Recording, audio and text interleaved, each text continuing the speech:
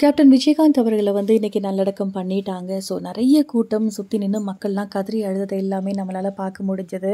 So பார்த்தீங்க அப்டின்னா வந்து அவரோட சந்தன பேழை வந்து 50 கிலோல வந்து செஞ்சிருந்தாங்க.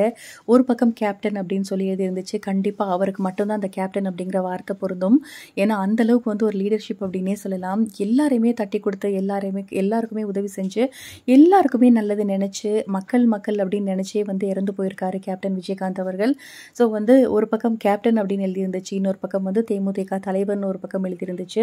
ஸோ இன்னொரு பக்கம் பிறப்பு, இறப்பு அப்படின்னு சொல்லி எழுதியிருந்துச்சு. ஸோ வந்து அவர் அழகா இன்னைக்கு வந்து அரசு மரியாதையோட நல்லடக்கம் பண்ணியிருந்தாங்க.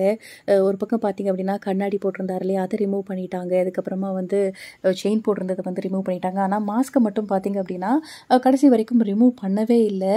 பட் வந்து அவரோட ஃபேஸை கடைசியாக பார்க்கலாம் அப்படின்னு சொல்லி பார்த்தா அந்த ஃபுட்டேஜ் வந்து கிடைக்கல. ஆனால் கடைசி நிமிஷத்தில் அந்த மாஸ்கையுமே அடக்கப்படுறதுக்கு முன்னாடி வந்து எடுத்திருப்பாங்க.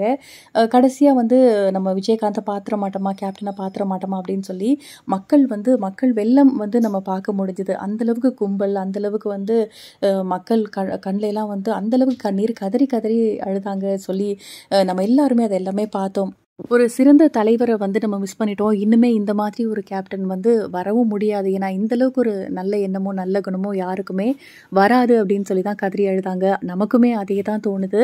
ஸோ கேப்டன் விஜயகாந்த் அவர்கள் வந்து இறந்து போயிட்டாரு. அது வந்து நம்ம அக்செப்ட் பண்ணிக்கிறதுக்கே இன்னும் கொஞ்சம் நாள் ஆகும் அப்படின்னு தான் சொல்லணும். மறக்கவே முடியாது இந்த ஒரு தருணம் அப்படின்னும் சொல்லலாம். ஸோ இதை பற்றி நீங்கள் என்ன நினைக்கிறீங்க அப்படின்னு உங்களோட கருத்துக்களை மறக்காமல் கமெண்ட் செக்ஷனில் ஷேர் பண்ணுங்கள்.